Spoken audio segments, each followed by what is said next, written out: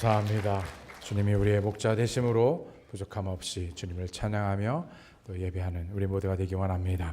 이 시간을 다 함께 일어나셔서 하나님 말씀 보기 원합니다. 오늘 말씀은 바로 주님이 더하시는 교회입니다. 주님이 더하시는 교회. 우리가 이미 많이 들었고 알고 배운 본문의 말씀이지만 다시 한번 그 말씀을 통해서 주님의 말씀에 우리 자신을 내어드리기 원합니다. 사도행전 2장 41절로 47절 말씀 제가 대표해서 읽겠습니다. 그 말을 받은 사람들은 침례를 받음에 이날의 제자의 수가 3천이나 더하더라. 저희가 사도의 가르침을 받아 서로 교제하며 떡을 떼며 기도하기를 전혀 힘쓰니라.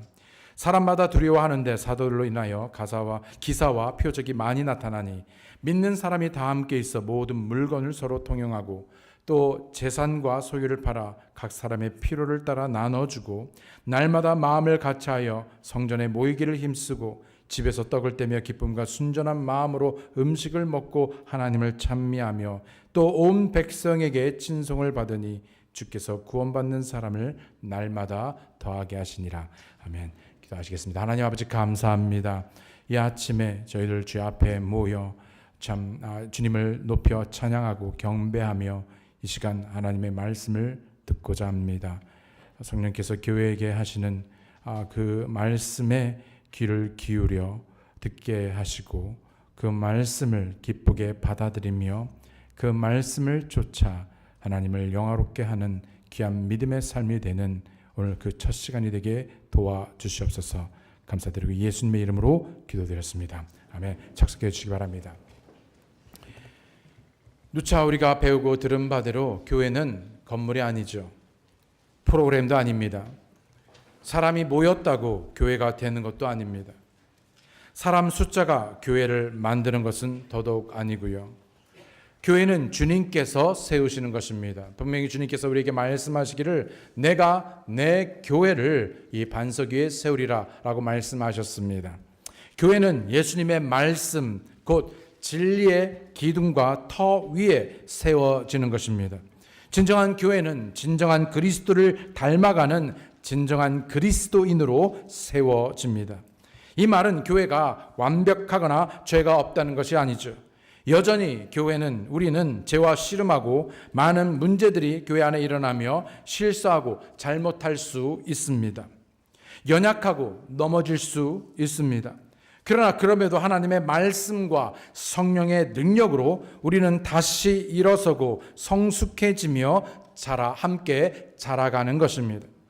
병충해가 있고 바람이 불고 눈보라가 치고 때로는 메마른 잔가지가 꺾이기도 하지만 그럼에도 불구하고 그 나무가 성장하여 열매를 맺듯 풍성하고 열매를 맺듯 우리 역시 그리스도 안에서 열매 맺고 성장하기 원합니다. 승리하기 원합니다. 위선이나 형식이 아닌 눈가림이나 가짜가 아닌 진정성을 갖추며 예수 그리스도께서 핏값으로 사신 교회를 바로 주님 뜻대로 함께 세워가는 것입니다. 교회는 주님께서 세우시는 것입니다. 본문 47절을 보게 되면 주께서 구원받아야 할 자들을 날마다 교회에 더하신다라고 말하고 있습니다. 그 주어가 누구냐면 바로 주님이십니다. 주님께서 마땅히 구원받아야 할 자들을 교회에 구원케 하시고 교회에 몸으로 접붙여 더하신다라고 말씀하고 있습니다. 사람이 더하는 것이 아닙니다. 어떤 누군가가 아닙니다. 전략이나 프로그램이 더한 것이 아닙니다. 바로 주님께서 성경적이고 올바른 하나님께서 원하시는 교회에 더하신 것입니다. 그렇다면 우리는 이렇게 질문해 볼 수 있습니다. 주님께서는 어떤 교회에 사람을 더하실까? 첫 번째, 말씀으로 세워지는 교회입니다. 말씀으로 세워지는 교회. 본문 41절을 보게 되면 그 말을 받은 사람들은 침례를 받음에 이 날에 제자의 수가 3천이나 더하더라. 41절 말씀이죠. 그 말을 받은 사람들은 침례를 받으면 이 날에 제자의 수가 3천이나 더해졌다라고 말씀하고 있습니다. 영어 성경에 보게 되면 그 말을 받은 사람들 앞에 then이라는 영어가 붙게 됩니다. 이 말은 뭐냐면 바로 그 말을 받은 사람들, 언제냐면 바로 그때 그 말을 받은 사람들은 이라고 말하고 있죠. 그렇다면 그때는 언제인가?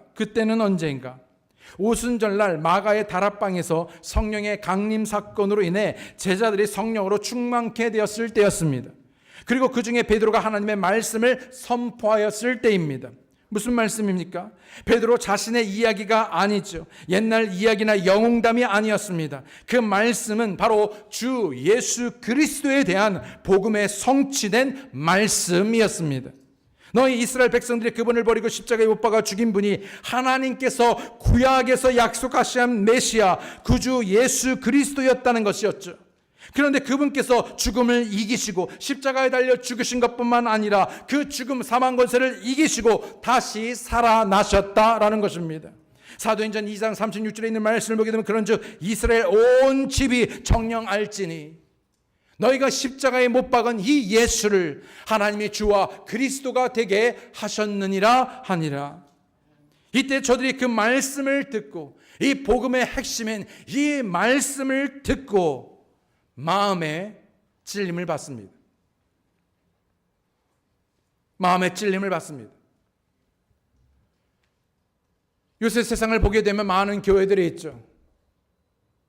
우리를 포함하여 우리가 말씀을 듣게 되었을 때 단순한 어떤 감동, 소위 우리가 표현하는 은혜 받았습니다. 그 이상으로 말씀을 듣고 받아들였을 때 그런 강력한 역사와 찔림이 언제였는지, 그때 이 말을 받은 사람들의 그 반응은 바로 그 마음에 찔림이 있었습니다.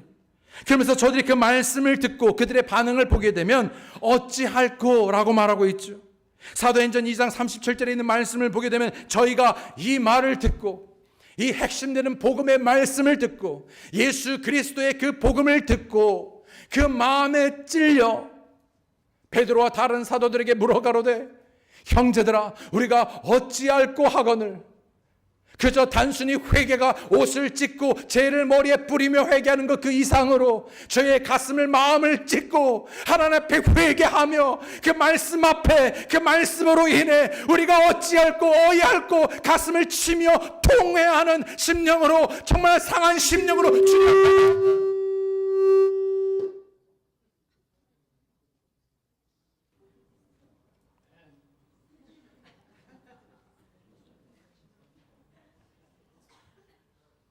우리가 어찌할꼬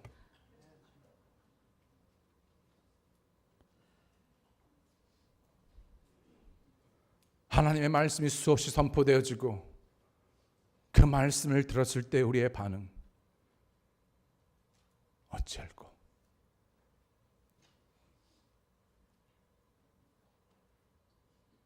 과연 얼마나 우리는 마음을 찢고 주님 앞에 엎드리는가. 딱딱한 마음으로 계속해서 하나님 앞에 우리의 생각, 우리의 감정, 우리의 느낌, 우리의 이성, 우리의 생각을 다른 생각을 주님 앞에 굽히지 않지는 않는지.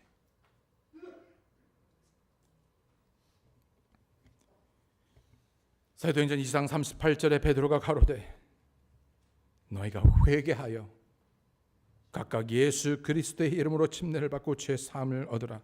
그러면 성령을 선물로 받으리니. 사도행전 2장 21절에 누구든지 주의 이름을 부르는 자는 구원을 얻으리라 하였느니라. 교회는 분위기, 정으로 세워지지 않습니다. 감동적인 음악이나 이야기로 세워지지 않습니다. 사람의 지식으로 능력으로 세워지지 않습니다. 우리의 철학으로 세워지지 않습니다. 오직 말씀으로 세워집니다. 진정한 교회는 세상의 소리, 사람의 소리를 내는 곳이 아니죠. 우리들의 이야기를 하는 곳이 아닙니다. 제 이야기를 담아내는 곳이 이것이 아닙니다. 진정한 교회는 오직 하나님의 음성이 들려지는 하나님의 순수한 말씀이 선포되어지는 곳입니다. 그 말씀이 하나님의 음성으로, 말씀으로 증거되어지고 전해지고 가르치고 전파되어질 때 그 말씀을 듣고 하나님의 음성, 하나님 앞에 우리가 겸손히 낮추어 회개하여 하나님의 생각으로, 하나님의 뜻으로, 하나님의 그 말씀 앞에 우리 자신을 내어드리는 것입니다. 하나님의 생각과 뜻이 전달되어지는 곳, 하나님의 말씀이 가르쳐지는 곳, 하나님의 말씀으로 세워지는 것. 디모데전서 3장 15절에 만일 내가 지체하면 너로 하나님의 집에서 어떻게 행하여야 할 것을 알게 하려 함이니 이 집은 살아계신 하나님의 교회요 진리의 기둥과 터니라.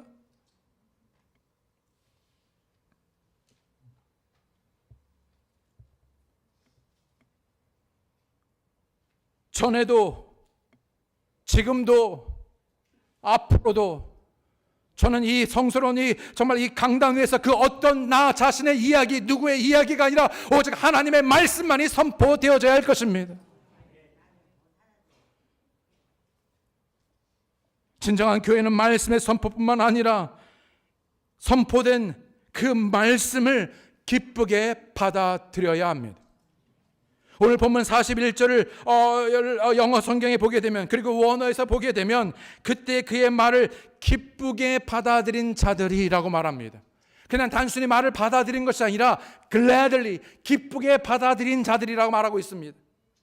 복음을 듣고 기쁘게 받아들인 자들이 모두 구원을 받고 침례에 순종하였습니다. 그러나 그 중에 말씀을 동일한 말씀을 들었지만 기쁘게 받아들이지 않는 사람들도 있었습니다. 똑같은 베드로가 전한 복음이었지만 스데반이 똑같은 동일한 복음에 예수 그리스도의 복음을 증거했을 때 많은 이들이 그 마음속에 어찌할꼬 회개하며 나와 주님을 찾기보다는 오히려 돌을 들어 스데반을 쳐 죽였던 것이 그런 것처럼 오늘 많은 이들이 하나님의 말씀을 기쁘게 받아들이기보다는 오히려 자기 생각을 붙들고 오히려 그 마음의 쓴뿌리를 가지고 오히려 그 가운데서 강팍함으로 딱딱함으로 하나님 앞에 서고 있지는 않는지 말씀을 들어야 합니다. 그러나 듣는 것과 받는 것에는 엄연한 차이가 있습니다. 듣는 것과 받는 것. 오늘 이 아침에 사랑하는 성도 여러분, 말씀을 그저 듣는 것이 아니라 그 말씀을 하나님의 음성, 하나님의 말씀으로 받아들이고 계십니까? 오늘 수많은 그리스도인들이 말씀을 듣지만 순종하지 않습니다.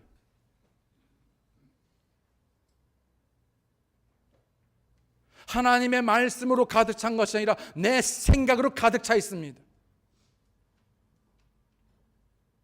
자꾸만 내 생각으로 하나님의 뜻을 오해합니다.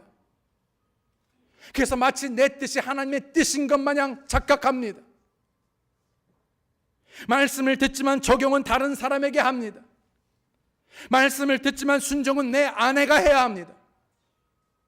말씀을 듣지만 내 남편이 순종해야 합니다. 말씀을 듣지만 기쁘게 받아들이지 않죠. 말씀의 찔림을 받고 돌이켜 회개하는 것이 아니라 오히려 그 마음을 더욱 딱딱하게 하고 강팍하게 합니다. 상처를 받고 기분 나빠합니다. 얼굴이 울그락불그락합니다. 그런 대표적인 예가 가인이었죠. 창세기 4장 5절로 7절에 있는 말씀 보게 되면 가인과 그 재물은 연락하지 아니하신지라 가인이 심히 분하여 안색이 변하니 여호와께서 가인에게 이르시되 내가 분하여 함은 어찌미며 안색이 변함은 어찌미뇨 내가 선을 행하면 어찌 낯을 들지 못하겠느냐 선을 행치 아니하면 죄가 문에 엎드리느니라 죄의 소원은 내게 있으나 너는 죄를 다스릴지니라. 혹 이와 같이 가인과 같은 태도 마음으로 하나님의 말씀을 대하고 있지는 않는지. 우리는 하나님의 말씀에 대해 듣는 자가 아니라 듣고 행하는 자, 받는 자가 되어야 합니다. 억지로 받는 것이 아니라 기쁘게 받아들여야 합니다. 기쁘게 받아들인다. 기쁘게 받아들인다는 이 말은 원어에서 보게 되면 열렬히 환영한다, 사랑한다, 내게 적용한다. 기쁘게 받아보냐? 환영하는 겁니다.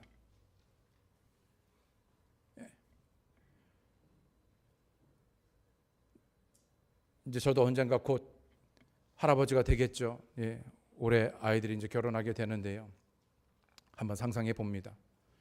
이제 할아버지 할머니, 이미 할아버지 할머니 되신 분들 가운데서 이제 아이가 손주가 태어나고 이제 막 아장아장 걷고 막 그랬었을 때 할아버지에게 와라, 아니 할머니에게 와라. 그랬을 때 열렬하게 두 팔을 벌려 환영합니다. 그리고 그 아이가 안겼을 때 너무나 감격하는 것이죠. 그 품에 안고 받아들이기를 기다리고 열렬히 환영하고 사랑하고 나의 아이로 하나님의 말씀이 증거되어질 때, 선포되어질 때 그런 말씀에 대해 내 마음이 정말로 어떤 말씀이든지 간에 그 마음을 열고 두 팔을 벌려 아멘하며 환영하는, 사랑하는, 내 마음을 다하고 힘을 다하고 성품을 다하고 정말 생각을 다하여 사랑하는, 그래서 그 말씀을 내게 내 말씀으로 적용하는, 받아들이는. 여러분, 아무리 좋은 약도 여러분 먹지 않으면, 아무리 좋은 보약도 먹지 않으면, 여러분 그 좋은 보약을, 약을 먹어도 몸에서 잘 흡수하거나 받아들이지 않으면, 적용되지 않으면 아무 유익이 없죠.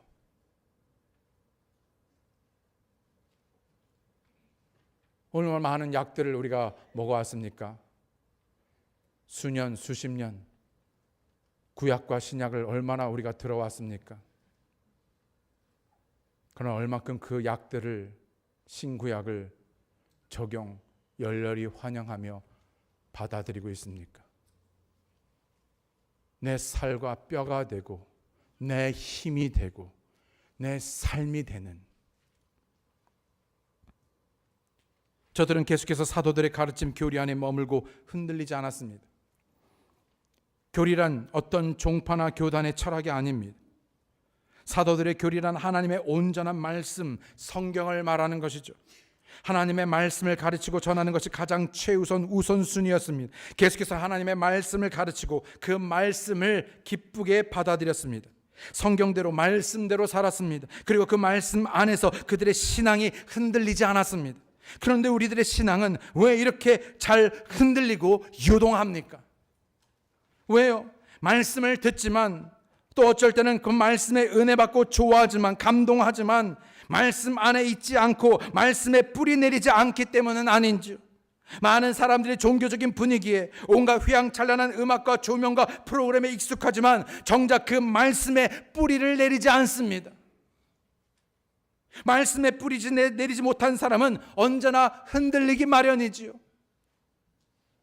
우리가 너무나 잘 아는 네 가지 밭, 네 종류의 밭에 뿌려진 씨앗 이야기를, 씨 뿌린 자의 비유를 너무나 잘 아실 것입니다. 씨앗은 바로 하나님의 말씀이요, 밭은 바로 각기 다양한 사람들의 마음 상태를 말하죠. 누가복음 8장 11절 15절에 있는 말씀을 보게 되면 이 비유는 이러하니라. 씨는 뭐라고요? 하나님의 말씀이요. 12절에 길가에 있다는 것은 말씀을 들은 자니 이에 마귀가 와서 그들로 믿어 구원을 얻지 못하게 하려고 말씀을 그 마음에서 빼앗는 것이요. 들었습니다. 그런데 그 말씀을 받아들이지 않은 것이죠. 13절에 바위에 있다는 것은 말씀을 들을 때 마찬가지로 말씀을 들었습니다. 그런데 기쁨으로 받았지만 뿌리가 없어 잠깐 믿다가 시험을 받을 때 배반하는 자요. 말씀을 들었습니다. 감동이 됩니다. 은혜 받았다고 말합니다. 그런데 이내 가지 못하고 결실하지 못하는 것은요, 이 뿌리를 깊게 내리지 못했기 때문에. 14절에 가지 떨게 떨어졌다는 것은 또한 뭐라고요? 말씀을 들은 자니 지내는 중, 살아가는 동안에 이 생의 염려와 재리와 일락의 기운이 막혀 온전하게 결실치 못하는 자요. 말씀을 들었습니다. 그런데 인생을 살아가면서 염려와 재리와 여러 가지 쾌락, 일락들로 인해서 막혀 결실치 못하는 것이죠. 수년을 교회를 다니고 수없이 성경을 읽었고 들었고 배웠는데 15절에 좋은 땅에 있다는 것은 착하고 뭐라고요? 좋은 마음으로, 오늘 본문에 비교해 본다면 기쁜 마음으로 말씀을 듣고 그리고 나서요, 그 말씀을 지키어 인내로 결실하는 자니라. 근데 말씀을 들었습니다. 근데 지키지를 않아요. 내 것이에요. 근데 지켰습니다. 근데 문제는 또 뭐냐면 인내하지 않아요. 그냥 이런 일 저런 일로 휙휙 넘어갑니다. 이 말씀이 씨앗이 뿌리를 내리고 자라기까지 지키고 계속해서 지키고 붙들고 이끌리고 그 말씀의 지배를 받고 통치를 받고 그 말씀을 통해서 빚어지고 자라가며 그러면서 인내하고 견디어 그것이 결실하도록 해야 되는데 결실이 안 되는 거예요. 하나님께서 더하시는 교회는 바로 말씀으로 세워지는 교회뿐만 아니라 두 번째로 교제로 하나 되는 교회입니다. 교제로 하나 되는 교회. 42절에 저희가 사도의 가르침을 받아 서로 교제하며 저들은 말씀뿐 아니라 교제 안에 머물렀다라고 말하고 있습니다. 교제란 참으로 중요하죠. 그러나 교제 역시 말씀 안에서 이루어져야 합니다. 우리는 함께 모여 자신의 취미나 스포츠 또는 정치나 여러 관심사에 대해 나누고 교제할 수 있습니다. 그러나 결국은 말씀입니다. 말씀이 중심되어져야 합니다. 그 중심된 말씀에 연결되고 연합되어져야 합니다. 여러 관심사가 교제의 공통 분모가 아니라 말씀이 중심이 되어져야 합니다. 이슈가 중심이 아니라 내 생각이 중심이 아니라 어떤 정서가 아니라 하나님의 말씀이 뭐라고 말씀하시든지 간에 그 말씀 안에서 말씀을 통하여 말씀으로 엮여져야 하는 것입니다. 교제되어져야 하는 것이지요. 말씀 안에서의 교제는 그저 사교적인 모임 안에서의 교제나 그 어떤 활동 그 이상이 되어야 합니다. 그럼에도 오늘날 교회 안에서의 교제가 세상에서의 교제와 별 차이가 없습니다. 가장 구별되는 말씀이 없기 때문이죠. 교제는 관계입니다. 말씀 안에서의 하나님과 그리고 말씀 안에서의 믿는 성도들과의 관계의 교제인 것입니다. 먼저는 나는 얼마나 내일의 삶에서 말씀을 통해 하나님을 알아가고 깊고 친밀한 관계를 세워가고 있는가.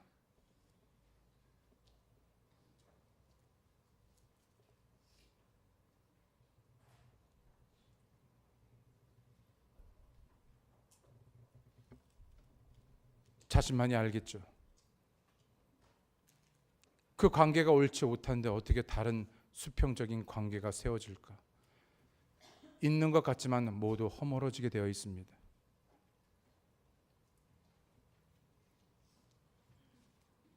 영어 말씀을 보게 되는 사도들의 가르침, 교리 그리고 교제 안에서라고 말합니다.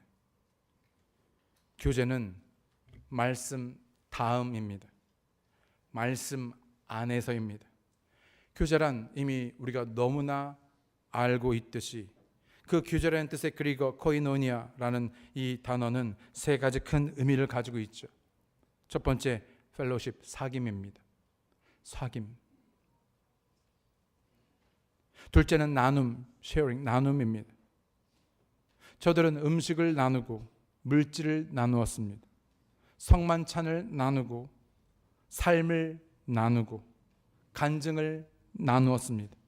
저들은 자신의 가진 것을 나누고 시간을 나누었습니다. 기쁨을 나누고 아픔을 나누고 고통을 나누고 짐을 나누었습니다. 자신을 내어 주었습니다. 자신을 내어 줌으로 말씀 안에서 그 내어짐으로 그 공간이 생긴 그 비움을 말씀으로 예수 그리스도로 채워지고 함께 연합되어지는 교제가 이루어지게 되는 것이죠. 44절 45절을 보게 되면 믿는 사람이 다 함께 있어 모든 물건을 서로 통용하고 나누고 또 재산과 소유를 팔아 각 사람의 필요를 따라 나눠주고, 그리고 셋째는 참여이죠. 함께라는 의미를 지니고 있습니다. 마치 이것은 포도가 한 송이를 이루고 있는 것과 마찬가지입니다. 그리고 이 모든 것은 자신의 몸인 지역교회 안에서의 교제입니다. 진정한 교회는 성도 간에 서로 함께하는 참다운 교제가 있어야 합니다. 초대교회 그리스도인들은 복음 안에서 교제하였습니다. 하나 되게 했습니다. 그런데 자꾸만 복음이 하나 되게 한 것을, 성령이 하나 되게 한 것을 힘써 지켜야 되는데, 이런 저런 이유로 우리는 여러 가지 이유들로 그 하나됨을 깨트립니다. 복음이 막힌 담을 허물었는데 나만의 또 다른 벽돌 담을 세웁니다.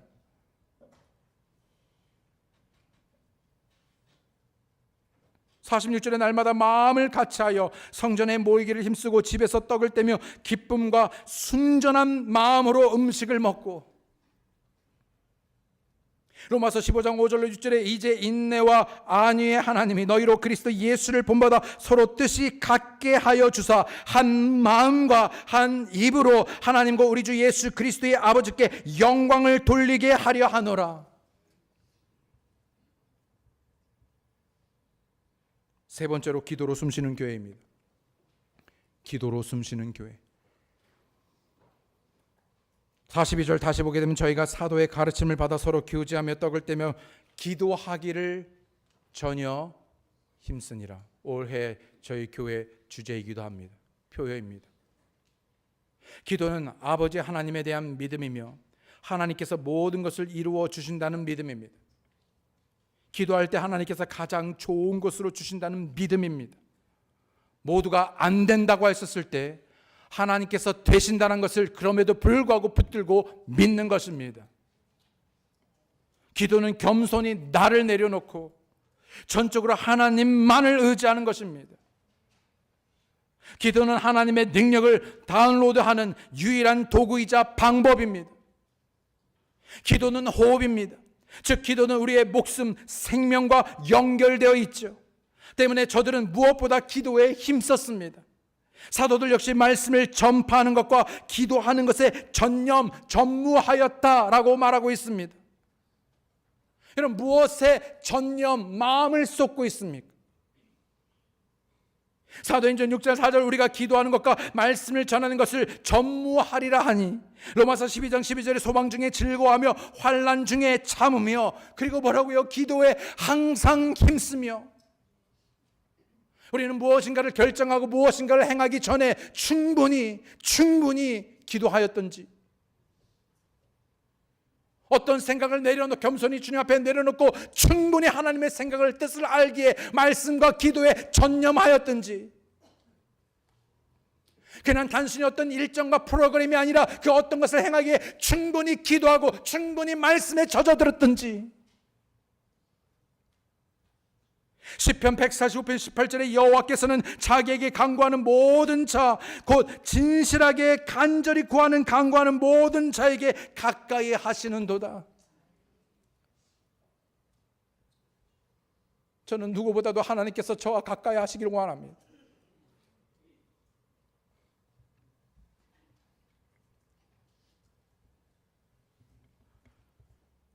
마태복음 21절 13절 저에게 이르시되 기록된 바 내 집은 뭐라고요? 기도하는 집이라.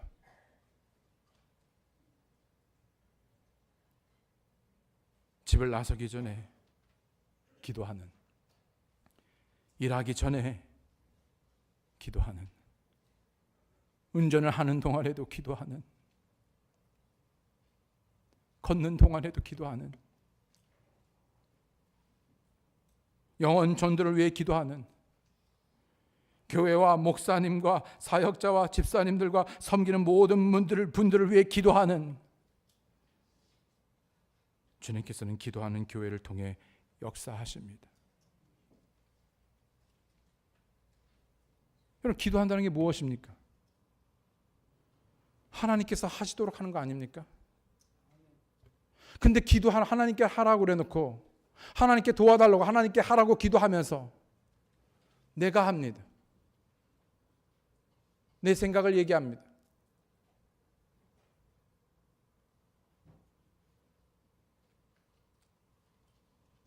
마지막으로 세상으로 나아가는 교회입니다.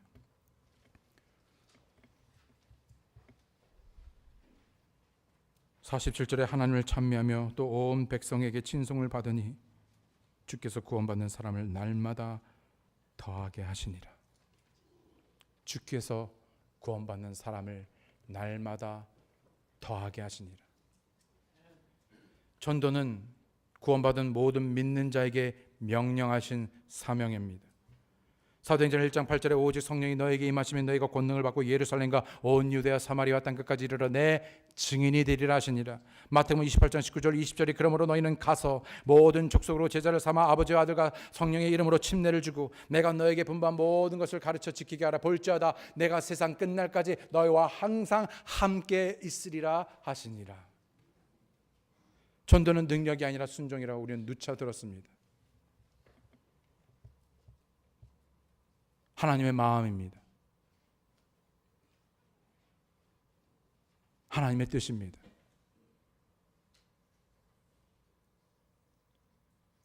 이거보다 더 중요한 것이 있겠습니까?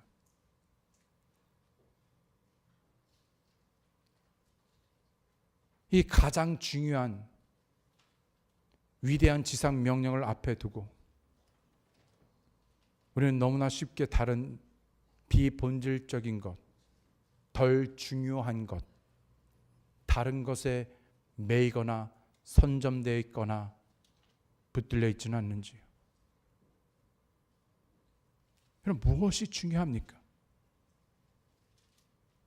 여러분, 우리에게 예수 그리스도보다 중요한 무엇이 있습니까? 없죠. 잃어버린 영혼들을 위해 기도하고 그들에게 나아가 전도지를 나누고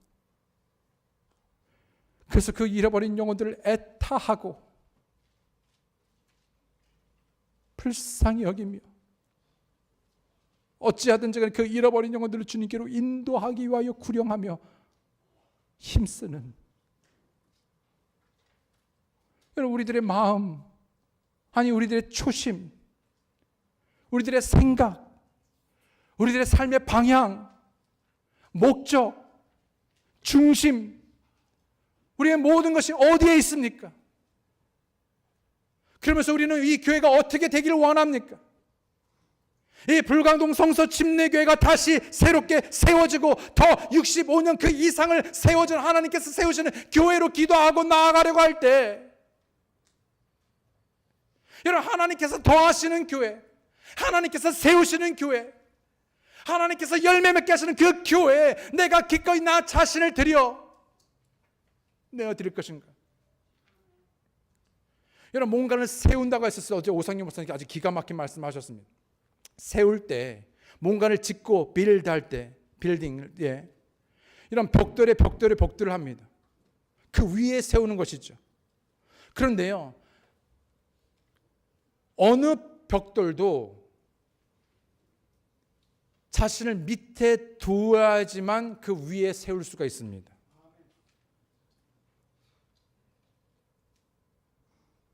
누가 그 밑에 자신을 두겠습니까? 예수님께서 예수님 원하시는 교회를 세우기 위해서, 그래서 자신을 밑에 두고 겸손히 낮추고 통회하는 심령으로, 깨어지는 마음으로, 통회하는 마음으로 겸손히 낮추어 말씀과 기도와 성령으로 충만케 되어 누가 자신을 먼저 낮추시겠습니까? 제가 먼저 낮춰야 되겠죠. 그리고 누가 제 위에 올라서시겠습니까? 집사님들이 가능하다면 집사님들이 제 위에, 그리고 우리 섬기는 자들이, 우리의 모든 성도들이 그 위에, 또 그 위에, 그 밑에서는 엄청난 하중과 압박과 힘든가 그 모든 것을 혼자가 아니라 함께 견뎌내며 버텨내며, 그러나 이것이 우리의 힘이 아니라 성령의 힘을 의지하여 말씀 가운데 뿌리를 내리며, 그래서 하나님께서 원하시는 교회로 한 몸으로 주님의 온전한 몸을 세우는 그래서 정말 주님의 그 지상명령을 이루는 그런 더하는 교회, 우리가 순종하여 전도하러 나아갈 때 우리는 하나님의 역사하심을 경험하게 될 것입니다. 우리들의 문제들이 해결될 것입니다. 전도할 때 하나님께서 영혼들을 붙여주시고 구원받아야 할 자들을 교회에 보내주시고 더하여 주실 것입니다. 여러분, 가장 가슴 아파야 되고 이상해야 하는 것은요, 매주 새로운 영혼이 와서 구원받고 침례받고 교회에 더해지 않는 것을 가슴 아파하고 가슴을 치면서 이상하게 여겨야 됩니다. 근데 그게 이상한 일이 아니에요.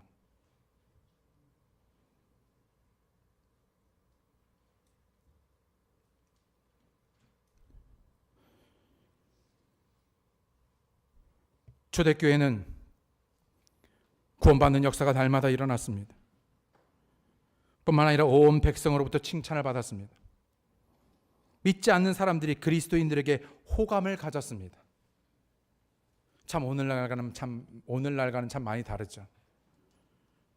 오늘날 믿지 않는 사람들에게, 그리고 교회와 믿는 사람들은 호감이 아니라 뭡니까? 비호감, 엑스도교.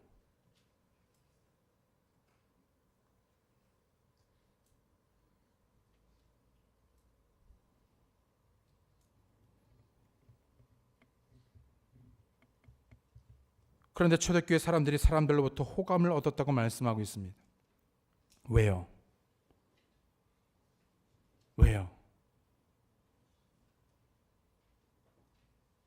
그들이 말씀을 듣고 행함으로, 변화된 삶을 삶으로, 그들의 진실된 삶이 모두에게 간증이 되고 본이 되었기 때문입니다.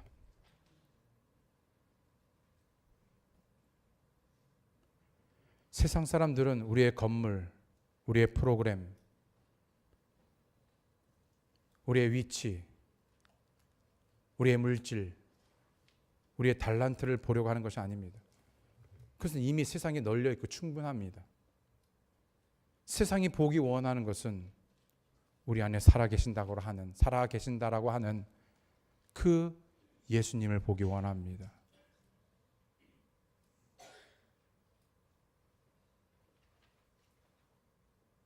어떻게 해요?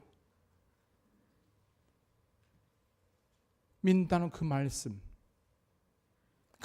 나를 꺾고 부복하고 순복하며 그 말씀에 젖어 그 말씀으로 충만케 되어 어려운 가운데서 주님을 찬양하고 기뻐하며 세상이 줄 수 없는 그런 평안으로 충만케 되어지고 기쁨과 사랑과 화평과 절제와 온유와 수많은 좋은 선한 위로부터 내리는 열매들로 맺혀 드러나게 되어질 때 볼 수밖에 없습니다. 내가 보여주지 않으려고 할 때 열매는요, 맺히면 보이게 되어 있습니다.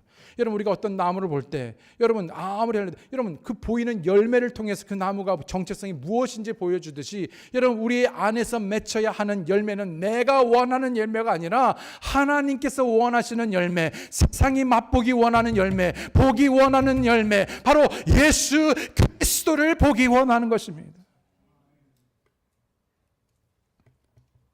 그들은 물질과 도덕적인 삶에서 깨끗했죠. 능력의 복음을 전하고 복음에 합당한 삶을 살았습니다. 언행일치의 삶을 살았죠. 복음이 교회 안에만 머물러 있지 않았습니다. 그들은 예수님의 명령대로 그러므로 나아갔습니다.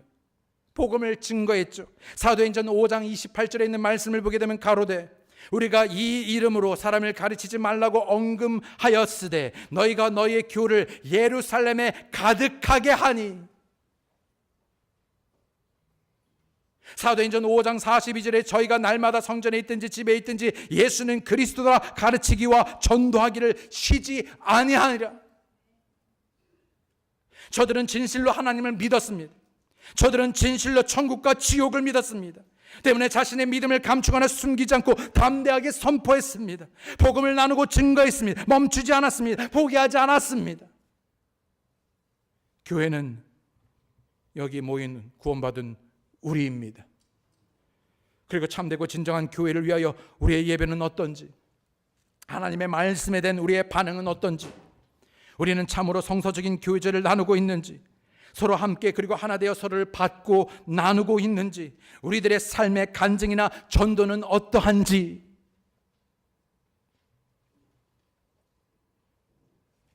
내 남편에게서, 내 아내에게서, 나의 부모에게서, 서로 지체된 성도들 가운데에서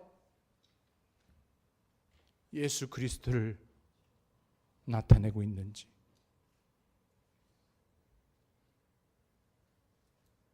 초대교회는 완벽하지 않았습니다. 당연히 문제도 있었고 다툼과 분열도 있었습니다. 넘어짐도 있었고 실패도 있었습니다. 그러나 가장 본질적이고 중요한 네 가지 것이 있었는데 그것은 바로 말씀, 교제, 기도, 전도.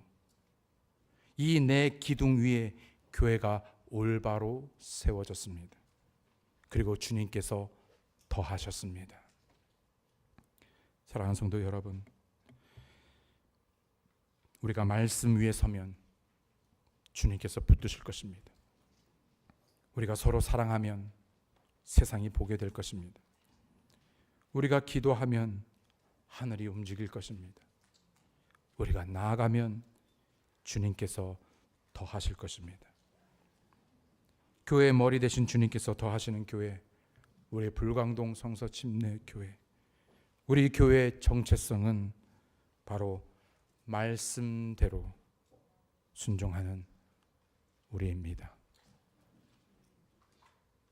그 주님께서 세우시는 교회에